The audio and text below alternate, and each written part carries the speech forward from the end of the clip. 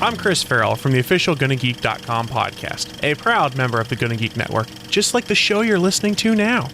The opinions expressed are those of each individual. Check out all the other geeky podcasts over at GonnaGeekNetwork.com and get ready, because geekiness begins in 3, 2, 1. Welcome to episode 111. That's right, 111 of Better Podcasting. Today, we're going to kick off our annual tradition on talking about our gear changes in the past year. In this week's Better Podcasting, download We Talk stats. Delicious, delicious Apple stats. And finally, in this week's Better Pod Back, we run down all the great things you had to say. Lauren, start the show now. I think Jason's coming after my seat. Welcome to Better Podcasting, a show where we talk about podcast tips, tools, and best practices to help you succeed with your podcast. What makes us different? Well, just like you, we podcast purely out of the love and fun of it. Podcasting is our hobby, and we recognize that it's yours too.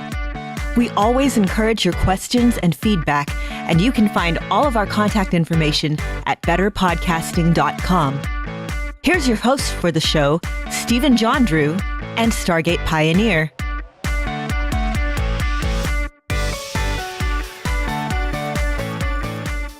Welcome to episode 111 of Better Podcasting, your penultimate 2017 episode. Well, yeah, do the math. Figure out when we recorded this. I am here with, of course, my one and only co-host, Stargate Pioneer. It does not surprise me that you do not know how to do maths correctly. I always do maths correctly all the time.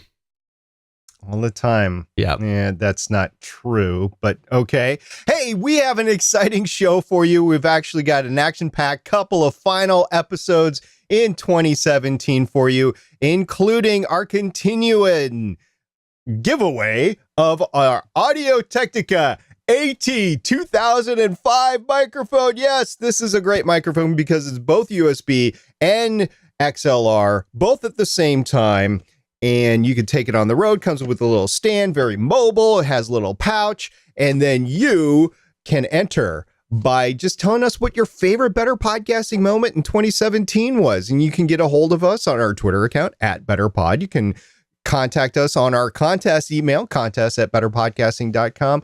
Or you can also enter at our Facebook account, which is Better Podcasting, which Stephen will have to remember to check that to make sure that your entry is included. Just use the contest at betterpodcasting.com. Then there's no relying on me. It is better if you can record a video for us to play, not of us, but if you talking about your favorite Better Podcasting moment in 2017. If you can't do that, audio would be great. You're a podcaster, of course. You got a smartphone, probably. You can record audio there, send it to us, or you can always depend on the dramatic readings of SP to bring your entry to life. Yeah, you want to make sure, as SP said, to send your favorite Better Podcasting moment of 2017. And I just got to say that I take great offense to Jason from last week. Jason Bryant was the co-host, and he said that his favorite moment of Better Podcasting of 2017 was when I got fired. The reason I take offense to that is because he alluded to the fact that it had to do with Emily and her not actually being the lead co-host. And so I just take offense to that because, like, let's be honest, I suck in myself enough that you should just have been happy that I wasn't around. So there you go. That's why I take offense to it. I was sure happy you weren't around. I was happy you weren't around last week. And thank you very much to Jason for coming on board and being part of our show. It was a great episode, and I can't wait to hear your feedback from that episode. Also, I want to say thank you very much because we couldn't stream live because my limited capability in my office, which is actually becoming better and better. So we had a couple of pros take our spots and actually do a live stream on the Geeks.live, and that would be Heather and Bandrew Scott, of course, from the Podcast Stage YouTube channel, and Bandrew Says Podcast, and Heather from the Sunshine and Power Cuts podcast. So we're looking for great things for both those individuals for 2018, and they're welcome to come on anytime and take our spots. Yeah, that'd be great. We could have a spa day. We could get mani-pedis while they're doing that. It'd be great. Absolutely. But no, seriously, Jason, you did a fantastic job. It was wonderful to edit it, and just nice to hear you on the show. And by the way, we usually say that SP is the star of better podcasting, but the truth is that you are the star of better podcasting. Basically, anybody but us exactly. is the star of better podcasting. Awesome. So please do enter for that contest. That is the Audio Technica AT 2005, and we are taking those entries and submissions till the end of January 2018. By the way, while you're sending us that, you should take a moment to send us a little bit about how you saved your podcast. We're always looking for awesome how I saved my podcast stories, just like the one that Jason shared last time. By the way, have I talked up Jason's episode enough yet? Have I met my legal requirement on that? But no, seriously, check or send those over to us because it is very fun to share. Jason's example was a fantastic way that even somebody like him who is used to traveling and used to all these situations might have to adapt on the fly and find that wonderful backup recording that saved his podcast. So please do indeed send those to us. It is podcast@betterpodcasting.com. But let's go ahead and move on to find out a little bit about why I bought some stuff last year.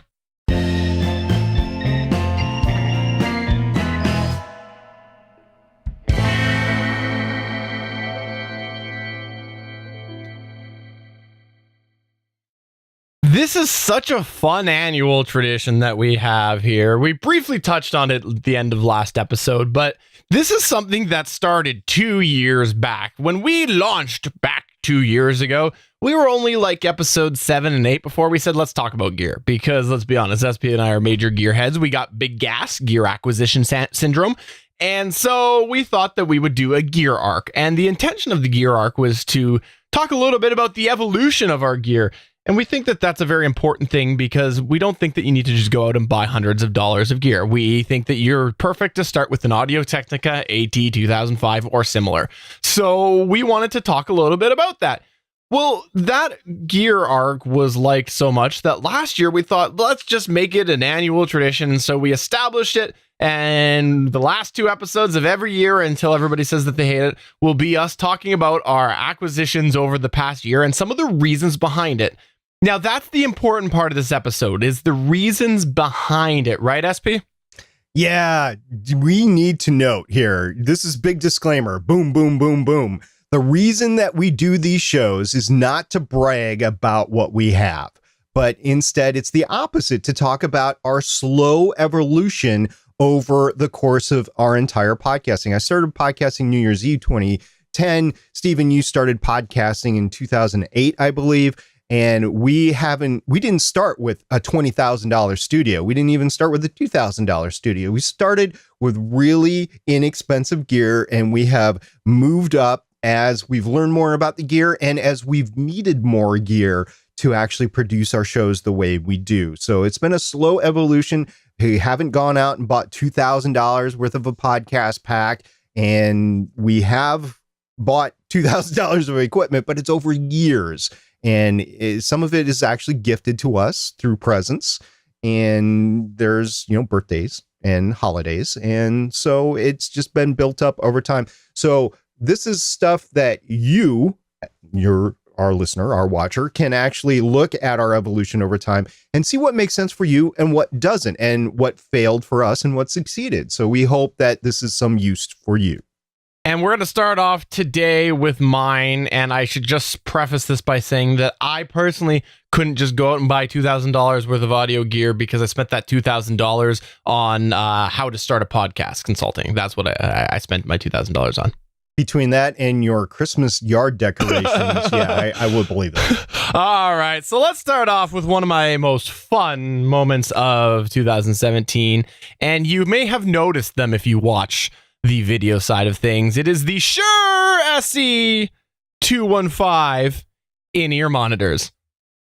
These things were interesting for me. Now, I'm a big believer that if you're going to buy something, you should buy a pair of good cans, good headphones, because if you want to edit, you want to hear really good sound. And I've talked about these 215s before on the podcast, and I did it primarily just for visual reasons. We have a visual show, and as things went on, I started to realize that I liked the look of not having headphones on just a little bit more. I just thought that was a little bit better. And so I waited till I found something that was not super expensive, but would also add a certain level of clarity. So this was the Shure SE215s. Now, I will admit that these were a gift. This was a gift that I got, and somebody embraced my podcasting habits, and I've been really happy. I really like the look a little bit better. I think it's just a little bit cleaner and also less hot. You know, it is way less hot than wearing a pair of cans. So it was a fun addition to my gear. And it was something that I will say that again, a fun addition. I would never just get a pair of in-ear monitors myself. No, I am jealous of your ability to wear in-ear monitors, and I cannot because of my ear medical issue. I have to wear cans every time I do wear in-ear monitors, and I push them too far in my ears. I get an ear blockage, and it perpetuates for a few weeks, if not a couple of months, and it's just a pain in the rear end. So most of my actual noise isolation has to be done with actual cans. We'll talk about my gear, though, next episode. Another thing that I had to add this year early on in the year was a external hard drive. We talked about computer components a while back, and this is 100% something that I dubbed to be a podcast purchase. I bought a Western Digital 4 terabyte MyBook drive, and it is something that I purchased based on the size. The size was the reason why I did it, because the price was right for 4 terabytes. And with doing a video show, I do keep this stuff. It's something that I think is important to keep. With the price of storage, it's worth it to me to keep it around. And so I did this as a backup drive that I could back up a bunch of my stuff to. And so the 4 terabyte drive was a great addition this year, and it is something that it's just one of the big things that I push. If you have data on a computer, you should have it backed up to something that you can keep disconnected, because yes, there's antiviruses, yes, there's the cloud and everything, but what if something happens? You don't know what that perfect storm is. What if that perfect storm happens? At least you can reach into your drawer, pull out your external hard drive, and maybe it's a few months old, maybe it's a year old, but it's a lot better than missing everything. So that was my early on computer purchase that I actually deem podcast related, because I needed it because I ran out of space on my old one due to podcast files. There's another reason to have an external drive with all your podcast files on it. We don't talk about it much, but if I'm going on an extended trip, I don't necessarily know what sort of files that I'll need to edit on the road or to do production on the road. So it's just nice to have all the files on something that I can take with me. Now I can, if something happens with the drive, I can always return home, and I can always start a new drive, buy a new drive and back everything up again, because everything's on the computer to begin with. And I know not everybody works that way, but that's how I work, and it works great. And I'm glad that you have a 4 terabyte drive. The next piece that I'll just quickly hit on is just a small little addition, which was the generic, it's called, quote, pluggable USB sound card. Now, this is something that I purchased as a replacement, and that's why I wanted to mention it here, because it's really not noteworthy, because it's not something that I purchased to add in. No, I had a sound card die in my Skypeosaurus, so I went out and I bought something, and you know what? It is just a basic cheapo USB sound card. I use this to have people connect to me, and then I record. Now, I am a big believer in double ending, so I primarily use their ends. So I don't need anything super high quality. And this is why I just went cheap. It's a $10 USB sound card that I looked based off of, will it do what I want it to do? And it does. And so, yeah, the audio quality is there. It's good enough for live. And in a backup, it's better than not having anything. But it's just a great indication of why you don't always need to buy high-end everything, and why you also need to be prepared for replacements, because again, this was purchased because another one died.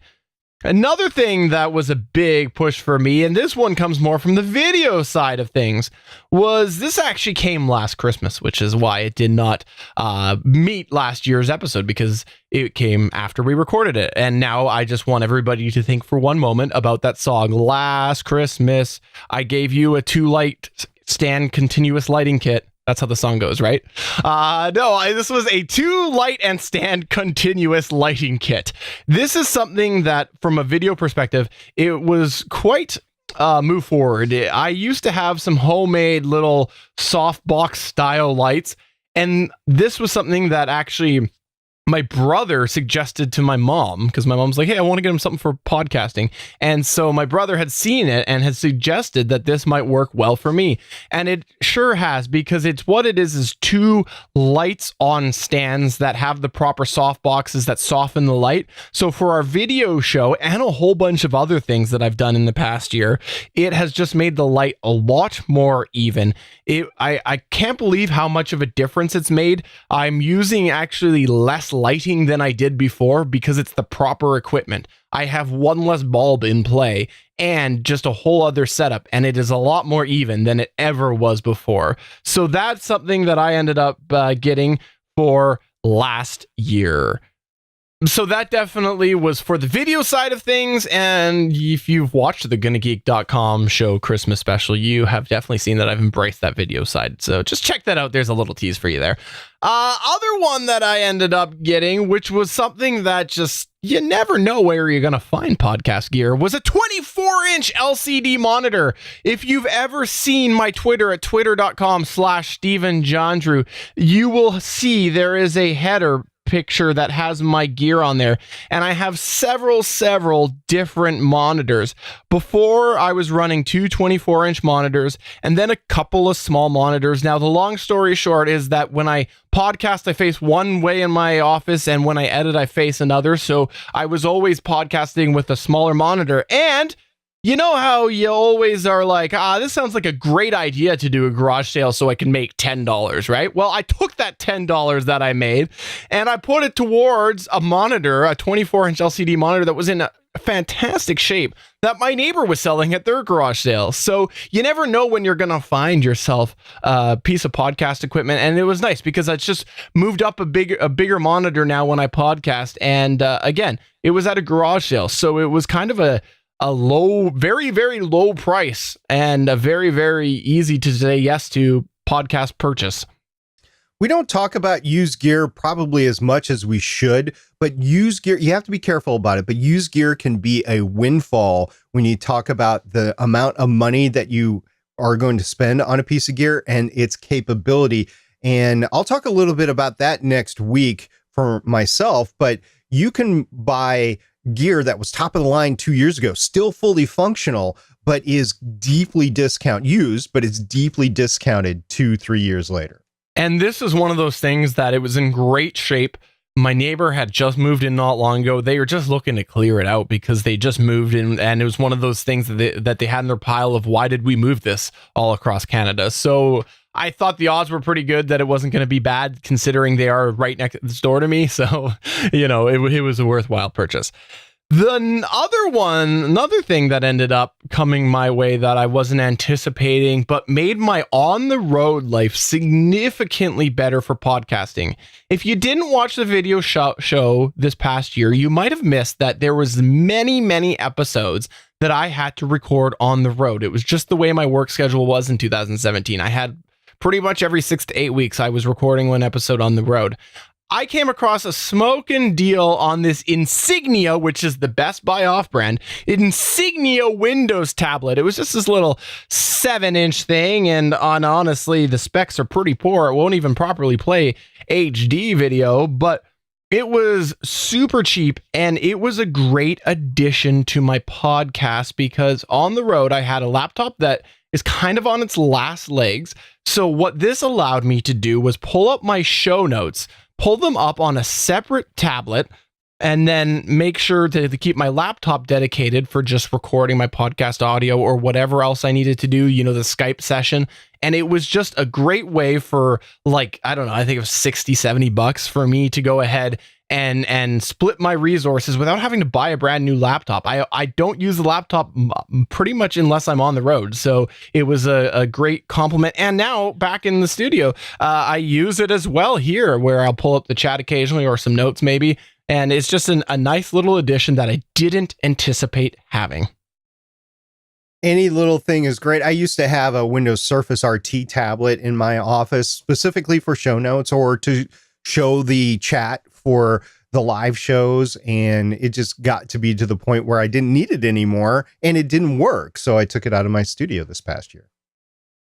Now, this next one is because I'm just a crazy XSplit user. What it is if you haven't watched, again, the video side of show, you might not know this, but we do switch back and forth between shots. Like sometimes I'm full screen, sometimes SP is full screen, sometimes the two of us are together, and other times we just go to a black screen so you don't have to see our ugly mugs. So it just depends on how we're feeling. And because of this is something that I wanted to have quick shortcuts to be able to switch scenes. And that is why I ended up buying a new keyboard that had macro capability in it. So if you've ever used XSplit before, which I highly recommend, I think that it's a very nice piece of software. And if you can get that lifetime license for a deal, it's great. Then you're not subscribing. You can go in and you can set hotkey commands. So like for me, I put the hotkey commands very complicated so I don't accidentally trigger them. Like I think mine to switch to me is the keyboard command Control-Alt-Shift-1.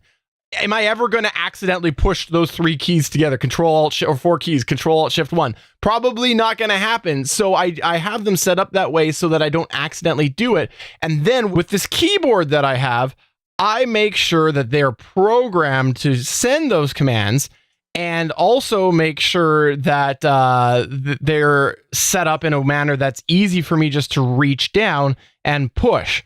I will say that this keyboard has a ridiculous amount of hotkey capability, and it's got 22 possible programmable macro keys, and it is an Apex Steel Series gaming keyboard. This, again, I ended up finding on a deal, and it has been a great addition. I primarily only use like 8 hotkeys on a regular basis, but it's nice to have those extras when I do need it. For example, when we did episode 100, we had all of those clips from the wonderful Emily Prokop lined up. And so I just had every single one of those little pieces programmed to a hotkey. So I just started with one and worked my way down as we went through the show. It made things such a lifesaver. So I know that we have listeners who are and viewers who use XSplit. And if you're thinking about a way that you can enhance that and make it easier for you, you might want to look into something like this because it has been a great addition for me as a video producer. But is it comprised of Cherry MX Blue keys? You know what it is? It's programmable color keys. So I can program the colors, and I've done it. I set them up once, and then I've never looked back. And I have no idea what the default is because right away I thought it was ugly, and I programmed the keys, and then I've never looked back since then. So there you go. What else you got, Steven? What else do I have we talked about this. An Amazon Basics 4-port USB hub. I ran out of USB ports, so I bought a USB hub. This was a really good deal, and it's done me well. 4 ports, came with a power adapter. It was like $24 Canadian. Why not? It was a good deal, and it's been quite helpful with, of course, that 4 terabyte drive that I spoke about. So $24 Canadian, that's got to be like, I don't know, $24,000 worth of Bitcoin. And finally, in the actual physical hardware portion, before I talk on a couple other quick things, the Zoom L12. Okay, the Zoom L12, I'm not going to talk too much about it because I did a full review of it, which you can find at youtube.com/GonnaGeekGear. We finally have that youtube.com/GonnaGeekGear. You can find the full review there, but this is something that we talked about quite a bit, and it's a very high function set because of the crazy way that I operate things over here. And honestly, I've had a couple of problems. I'm not at the point that I can recommend it to a hobby podcaster, to be perfectly honest, yet, just because of some weird problem that I've had. And honestly, with that type of price tag, you might not need it. So it's something that I just want to make sure to mention that. But for me, it's been working fantastic, aside from that 1 or 2 little quirks that I've seen. And it's been a great addition for my specific use case. We are so close to having an audio interface which will do everything that you're talking about with the Zoom L12 and still be a DAW, a digital audio workstation to go into your computer, but still record analog or even digitally on board the audio interface, but we're not there yet, not at least at an affordable level for a hobby podcaster. So this was a great move forward. It kind of combined what I would consider to be like a Mackie Pro 12 V2 Pro FX 12 V2 and a Zoom H6 or a couple of Zoom H6s. So it's a great combination of gear. And when you start stacking all this gear up for a purchase, the Zoom L12 definitely outweighs the other options, but it's more complicated. So I don't know what our final determination is going to be on the Zoom L12. I can tell you, if you know what you're doing and you can spend a lot of time looking into it, the Zoom L12 is an amazing capability for what you get. Absolutely. Now let's talk software, because software was actually, I know I listed a bunch of stuff, but software was a very exciting year for me because of one main reason, is I got out of the Adobe subscription model this year. For my purposes as a hobbyist, I don't like paying monthly for Adobe. I just, as a hobbyist, I don't find it justifiable, even though it's a smoking deal. It is a smoking deal, the Photoshop $10 a month thing. However, for me, I always thought maybe I can not spend $10 a month. And that's what I did. Was for Photoshop, I ended up substituting that for something that it definitely is still in its infancy to a degree, but works for what I need so far. It is a program called Affinity Photo. That's AFFINITY Photo. It's a Photoshop-like program. A lot of similarities, but a lot of differences as well. If you want to see a full review on that, go to gonnageek.com/203. I did a review there towards the tail end of the show. That's episode 203 of the gonnageek.com show. And then from the video side of things and audio as well, I talked about it on this show before as well. Magic's Vegas Movie Studio. It is a video editor that has a lot of DAW style audio components. You can throw VST plugins right in there on the track. It operates so much like Adobe Audition in a lot of ways. I really was happy to do it. Now, when I did that, I had to pay a little bit to save a little bit because there was less built-in plugins than I had in Adobe. So I had to buy a couple of separate plugins to put on there, which was the Waves C1 compressor and the Waves GEQ graphic equalizer. And those are in addition to the Isotope, IZOTOPE, Isotope RX elements that I also owned already. So that was my big software push this year, and it's been fantastic because Vegas Movie Studio especially has saved me so much time because it is so robust. Yes, you know, it has some quirks as well, but I've been very, very happy with it. The other thing that I'll just mention as well from a software perspective is the Microsoft Office 365. I get this every year, and this is something I wanted to call out because I get 5 1 terabyte user accounts on I can't think of the name, on OneDrive. Thank you. And so it's a great place to store and share files, like with the podcast. If I end up having to share files with somebody, I can just open up a directory there or back stuff up. So it is an annual purchase of mine, but something I thought I should mention because I haven't mentioned before. And then finally, in the last couple of quick things that I just want to mention, number 1, big movement forward for me was my internet connection. Okay, this is not gear, but something I think noteworthy because back in May, I ended up being able to negotiate a deal with a new telecom that came to town and was offering not a new telecom, but they started to offer service in my area. And the speed was significantly faster. And I got a deal on it where I ended up basically paying the same amount of money, saving a little bit for a bit, of course, and getting the speeds much faster than my old one. I went from having 150 megabit per second download with 30 megabit per second upload to 150 down and 150 up. That up makes quite a difference when I'm uploading videos or I'm uploading audio. Back when we ended up doing at the end of last year, last season of the Arrow television show on the Starling Tribune, it's a Gonna Geek Network show, we did this big debrief. And when I was uploading my WAV file to Stargate Pioneer, it was hilarious because I uploaded it and everybody was complaining about how long it was going to be because we went quite long on that episode. And I was done in like 2 minutes and everybody else was waiting for like, I don't know, an hour. It was amazing. And so it was definitely a worthwhile upgrade for me from a podcast perspective. And it's just so much faster to deal with stuff. And then the other thing that I'll mention as well was my microphones. There's a whole bunch of microphones I tested, but I'm actually not going to talk about them specifically here because we can talk about them one-on-one, but I primarily have them for testing purposes and for evaluating purposes. And so I think in the context of this episode, it's not relevant.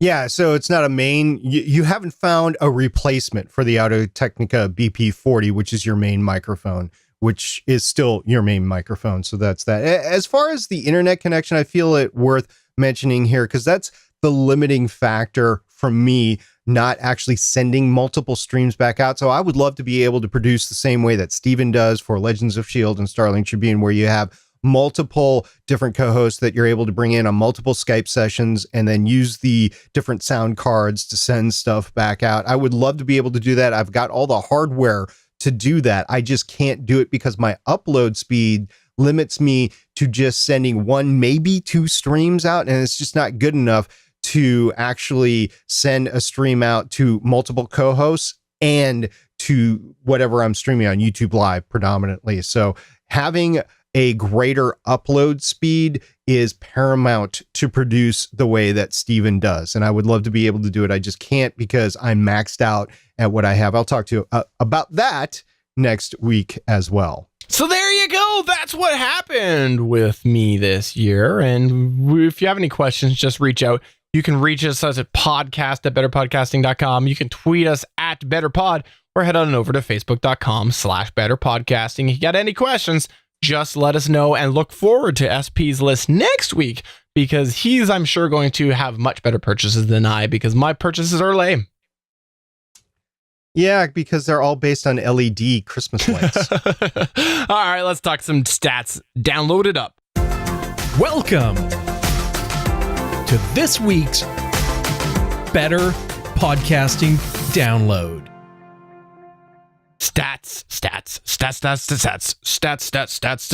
I felt like it needed a song. No, this has been years in the making. This is something that we have been waiting for. It is the Apple Podcast stats. Now, unfortunately for the Apple Podcast stats, I'm not super familiar with them because some co-host of mine, I don't know who he is just hoarding everything. He's like, I'm going to hoard the account so that you can't do anything with it.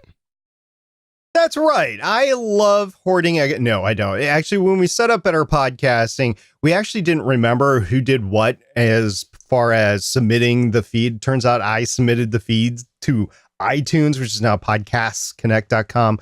And I was able to go in and see our stats because stats are now live with the Apple Podcasts, iTunes, whatever you want to call it, at podcastsconnect.com. If you can see your show, you're able to see the podcast analytics. And it's interesting. We took a brief look into it. We think that we're going to have to take a more evolved look at it as time goes on. Not all of my shows are available, by the way, because I took over 2 shows, Starling Tribune and Legends of S.H.I.E.L.D. from Nightwing. So I don't have those in iTunes. There's no way to port them over. There's a way to port over a show that you submitted before there was an iTunes ID associated with it, but as far as I know, there's no way to actually port the show over and still retain all of your subscribers and all of your iTunes reviews or Apple Podcast reviews. There's just no way to do it. So I'm not going to go down that path because I'm not going to lose all that. It's fine the way it is. And I'm still on friendly terms with the person that started the show. If I was not on friendly terms,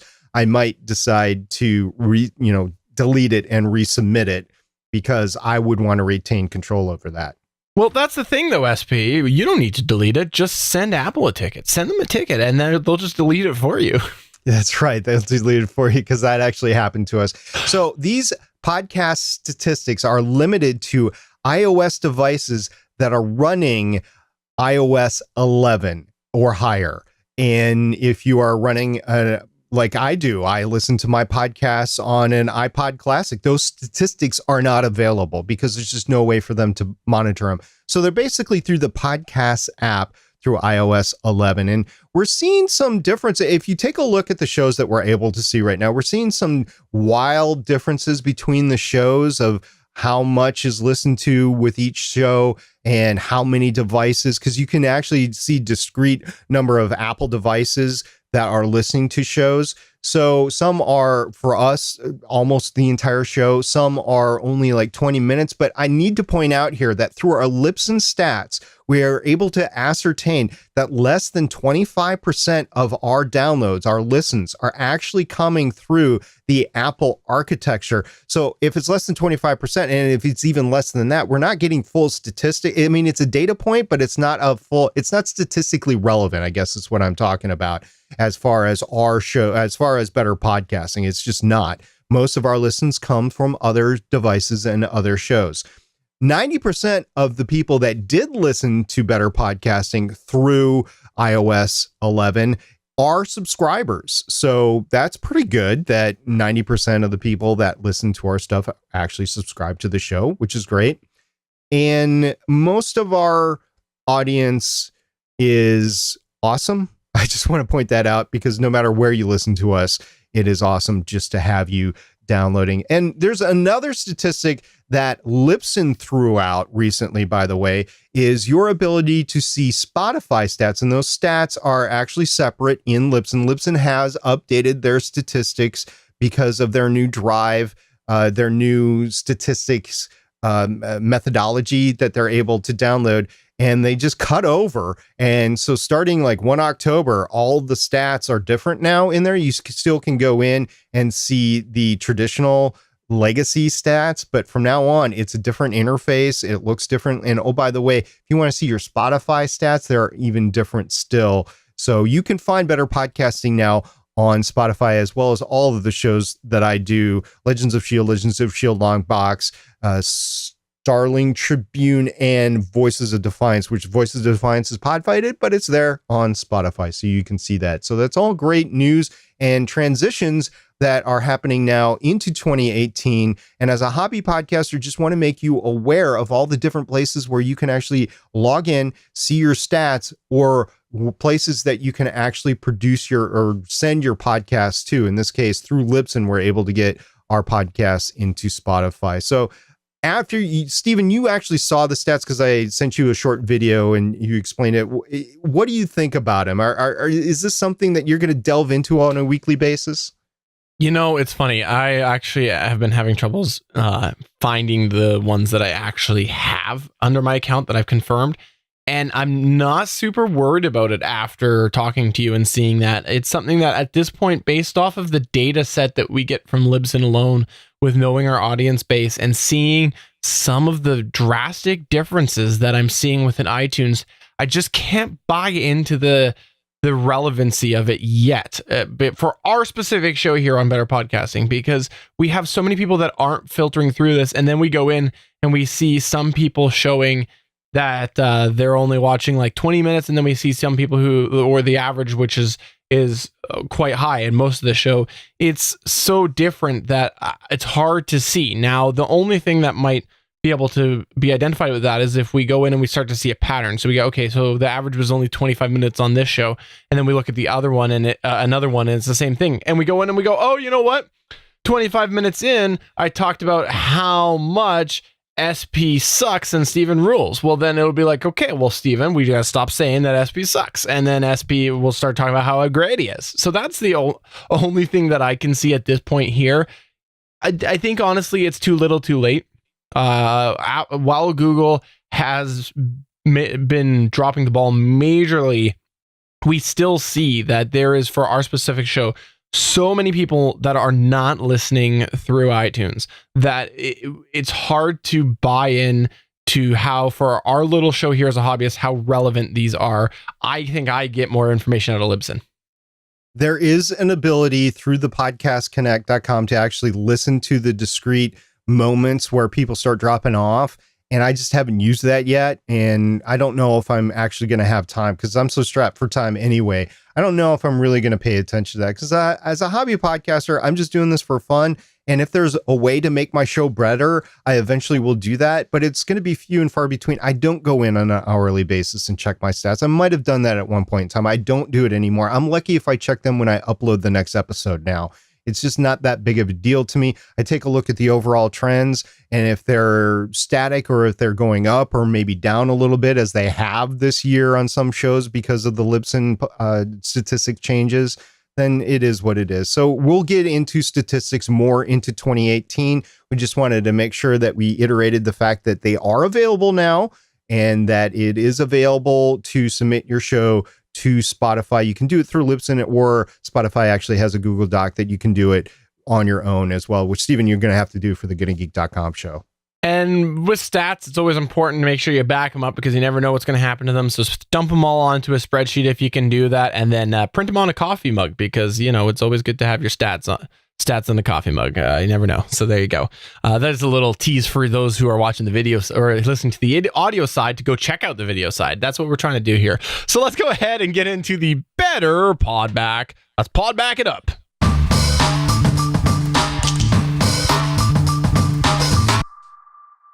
We had a lot of great better pod back in this last week, so it's really cool. The first one is actually from me because I was listening into the live stream after I finished recording with Jason. I was like, oh, I wonder if Heather and Bandrew are still around. Yes, they were. And actually, I went back. I extended them, by the way, Stephen. I don't know if you know this, but I extended them a couple of times on the live page. So they went like 2 hours, 40 minutes totally. And it was fun to listen to the whole thing. So anyway, after it was all done, I actually took little snippets from their 2 hours and 40 minutes, and I threw in this tweet. And I said, I have this strange sense that at Bandrew Says and at HDTA_Welch have filled my at Better Pod hole last night. If you're confused by that, then you obviously missed the excellent replacement live stream last night. Vote below for more great shows by Heather and Bandrew. And my actual Twitter poll was the Heather and Bandrew live show, the Cooking with Heather show, and the Cooking with Bandrew show. And oddly, there was actually one vote for Cooking with Bandrew, but everybody else said the Heather and Bandrew live show. They want more of that. So Heather and Bandrew, if you want to come back to the GoodandGeek.com network and stream your live show, we will gladly have you on the Geeks.live page. And just for those of you who are missing the context, we briefly talked about it at the top of the show. Last week when SP recorded that show with Jason, he couldn't stream it live. So we ended up just planning on having no show. And at the last minute, post-show last week, or 2 weeks ago, which is why you always want to check us out live on Wednesdays at Geeks.live, I threw out the idea that someone could come do a stream on www.geeks.live during our time slot. And so Heather stepped up to the plate with Bandrew, and so they did a fantastic job. They shot the you-know-what for 2 hours and 18 minutes of fun. So absolutely thank you for that. A lot of people who usually check out Better Podcasting checked out your live stream, and it was great for that seat to be kept warm, and we really, really appreciate you doing that. We do indeed. We also had at story behind that was Emily Prokop tweeted, oh my goodness, the lovely Heather from at Sunpower Pod and the equally lovely at Bandrew Says are live at Better Pod. So I just want to point out that Emily thinks you're lovely, Bandrew. That's very true. Emily does find you lovely, and I find you lovely as well. We had Matt Gall say that fantastic Zoom H6 recommended by Better Podcasting is the Amazon deal of the day at $280. I think SP needs a third one. No, didn't need a third one, but it was great to hear that. I was actually busy that day. I won't dull everybody's senses by actually going into what's been going on in my life the last 2-3 weeks, but it was great actually seeing that because I was able to get it out to other people. And yes, other people actually purchased not only the Zoom H6, but the Zoom H5 was on sale as well. And the Pro H4N Pro, I believe it's called. So people bought all three, and that was great. We had Matt Gall tweet saying, looks like you need to do an episode on contingency planning. Now, what was that about? Well, We're recording this today on Tuesday, December 19th, and we started this approximately 3:30 p.m. Pacific time. And here's the thing is this morning at like 6:50 a.m. Pacific time, I lost my power and it didn't come on until like, I don't know, 45 minutes before we started to record. So I had tweeted out there a couple of updates as the day was going on, and my power's not restored because we didn't want people to think that we were going to end up just forgetting about them, because here's the bottom line. Is it's Christmas time, and Christmas time is busy, and had we not been allowed or able to record this today, we would have had to push off the recording and the release by a full week just because of our schedules. So, Matt, you're right. We should have done an episode on contingency planning. However, I will counter that and say that often on this show, we mention adaptability and flexibility when you are a podcaster. So that is our contingency plan. And that was what we were planning on doing, was putting it off by a week. So there you go. We did talk about alternative methods to actually produce the podcast. And while we could have, we decided to wait a week instead of actually doing something that, quite frankly, would have been substandard for this particular podcast. And by the way, if you're doing an audio only show, here's how I would have suggested we do it. This is, since we're talking about power outages, this is the way that I would have done it if it was audio only.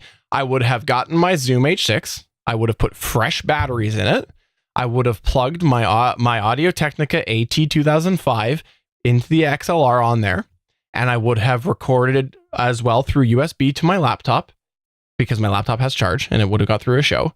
And I would have picked up the phone and I would have phoned SP. And that's what I would have done. I would have phoned SP and he would have heard me by the phone, and I would have recorded my end of audio through the H6 with the backup of the laptop. Therefore, I've got a backup, and that's how I would have done it. And I would have recorded as normal because, well, I didn't have a power outage issue. I want to get to this next tweet. Zachary Webb tweeted us and he said, I just got a gaming laptop for podcasting, video, and coding. It was a Dell Inspiron 5577, and he lists all the stats of it, and it was a great deal for him at $579 US. And he could fit all of it into one tweet because of the 240 character limit. The reason why I'm saying this, first of all, congratulations, Zach, for getting a new podcasting laptop. But the other thing I want to point out is there was an intense discussion over months at thepodcastforum.com to try to help Zach actually zone in on the perfect laptop for cost ratio for him. Now, there was different things that were suggested that he decided he deprioritized above other things that he prioritized, but at least he had the discussion, and that can all be found at thepodcastforum.com. And finally, from email today, we got an email from Johnny Pennington that said, hey guys, a little snowfall can't keep better podcasting off the air. Johnny, thank you for the words of encouragement. Maybe that's what brought my power back. It was you. You were responsible for it, Johnny. Thank you. But Johnny, that is going to take us towards the end of the show. Before we wrap up, we'll remind you that we are part of the Gonna Geek Network. A lot of great geeky content over there. Please check out the GonnaGeekNetwork.com. We got shows that cover television shows.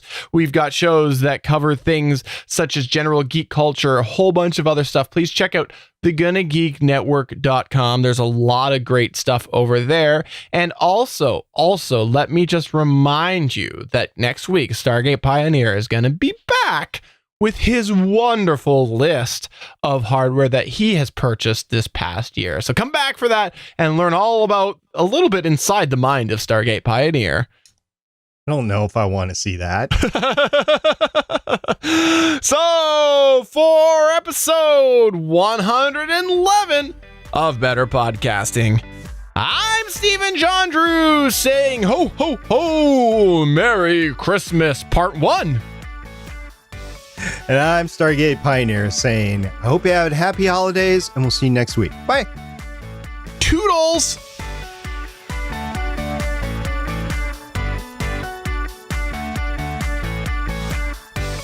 Thank you for listening to another episode of Better Podcasting.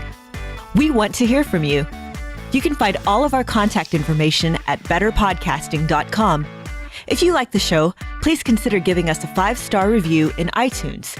We encourage you to check out all of the other geeky podcasts available at GonnaGeekNetwork.com. This has been a Gonna Geek production. Thanks for listening, and we will see you again next week.